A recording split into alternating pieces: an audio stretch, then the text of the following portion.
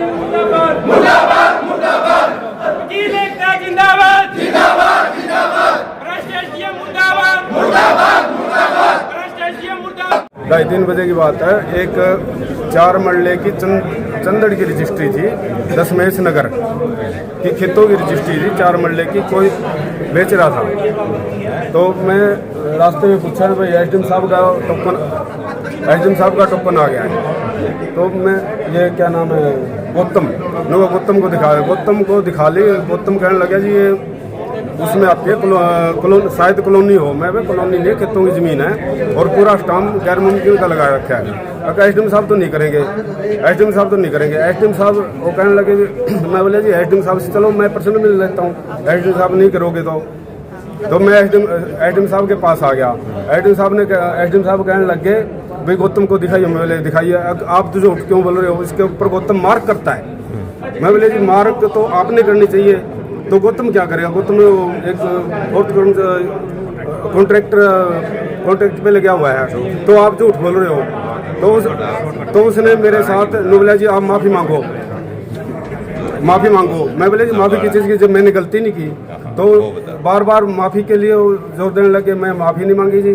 जो उसने माँ की और बहन की गाली देने के बाद फिर मैं दूसरी रजिस्ट्री में एक अपने दलवीर बाबू की रजिस्ट्री थी पर्सनल कोई। मैं बोले ये कर दो, ब्लड रिलेशन की थी, उसको फेंक के मारा। मैं बोले जी माफ़ी तो नहीं मांगता। उन्होंने बोले फिर बोले जी माफ़ी तो मंगवाऊंगा, चाहे मुर्गा बना के तेरे साथ दूसरों को भी साथ मुर्गा बना के ग्राउंड में उसमें कॉम्प्लेक्स में करवा दूंगा। किस चीज़ की माफ़ी की बात कर रहे थे, क्या हुआ? वो माफ़ी कर रहे थे कि आपने है ना झूठ बोल लिया है। किस चीज़ की झूठ बोल लिया है? इस चीज़ की झूठ बोल लिया, गौतम से मार के नहीं करवाई। और आपने करवाई हुई थी मार के? हाँ, मैं उसके पास गया था, गौतम के पास। झूठ नहीं बोले, जयपाल सिंह बोले। तो उससे पूछा गया भाई आपके पास आए थे वकील साहब? बोले हाँ जी। बोले आया था जी, मेरे से दिखाई थी। तो मैंने इसको मना किया था। फिर कहने लगा कि ये मना करने के बाद मेरे पास क्यों आया? फाइनल अथॉरिटी हो आपके पास, अगर वो ना करेगा तो आपके पास आना पड़ेगा। बस इसके बाद मैं अपने निकला।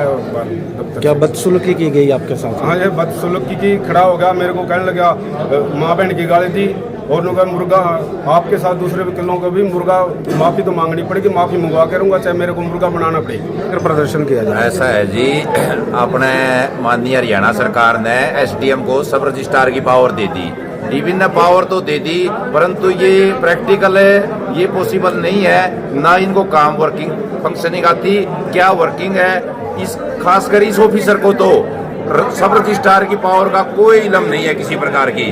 जो ये मसला हुआ, ये कोई गैर मुमकिन 4 मरलियां की अपने रजिस्ट्री थी, वसीका थी, उसको लेकर ये तनाजा हुआ बगैर किसी के, बगैर पढ़े, बगैर डॉक्यूमेंट जांची, बगैर वेरीफाई किए कुछ भी सीधा ही कह देना भाई मैं नहीं करता ये, इसमें तो फलानी बात है।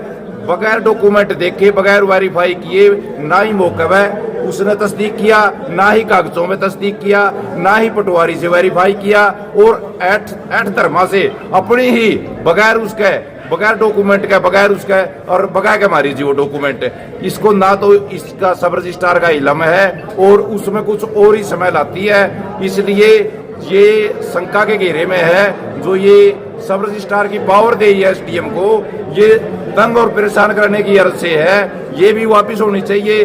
दूसरी, टोहाना में तहसीलदार पिछले 3-4 दिन से नहीं है, अकेला यही रहता है। तो यही रहता है तो सारी ही पब्लिक, टोहाना की ये वकील तंग नहीं है, सारी पब्लिक भी दुखी है। यहाँ सब रजिस्ट्रार का जो काम है इतना मतलब वाहियात तरीके से चल रहा है। लोग आ जाते हैं, सुबह 10 बजे आते हैं और 2-2, 3-3 बजे जाते हैं। सब डिस्टर्ब है, सब, हर वसीका वाला भी दुखी है, एडवोकेट भी, पब्लिक भी, आम जन। जो ये सब रजिस्ट्रार वाला टोकन वाला सिस्टम है, ये टोकन से मतलब इससे, और जो इनकी ये एक्सरसाइज नहीं कर रहे, इसके पास है, इसको पूरी नॉलेज होनी चाहिए और हर चीज का स्मेल देखते हैं ये डॉक्यूमेंट में। इस तरह नहीं होना चाहिए और इसी पर तनाजा हुआ, उसी का ये नतीजा है। ऐसा क्या? मैं तो यही बताऊंगे इनकी क्या मनसा थी, इस तरह डॉक्यूमेंट भगाना बगैर कोई ऑब्जेक्शन है। देखो कोई भी ऑब्जेक्शन है, पेपर वर्क है, अगर कोई अधूरा है तो वकील साथी या वो सिक्का निवेश उसको पूरा करेगा, परंतु बगैर किसी कारण के, बगैर ये अपनी मनमर्जी से ये कहना मैं ये काम नहीं करूंगा, ये मेरे नहीं, ऐसे नहीं चलता। आप सरकार के कर्मचारी हो, सरकार के सेवक हो, जनता के सेवक हो, और सरकार ने काम करने के लिए बिठा रखे हो। आपको इतनी तनख्वाह देती है, इतने अनाउंस देती है, इतने आप पर खर्चा करती है सरकार, पब्लिक के काम करने के लिए देती है। क्या पैसे पूछे की भी कोई डिमांड की गई है? नहीं, ऐसे है जी, इस मामले में पैसे की तो डिमांड नहीं हुई, परंतु काम रोकना ही एक भ्रष्टाचार को बढ़ावा है। अगर आप जायज काम को काम नहीं करोगे, ये आल्सो एक करप्शन है। आप एसडीएम साहब से मिले आज?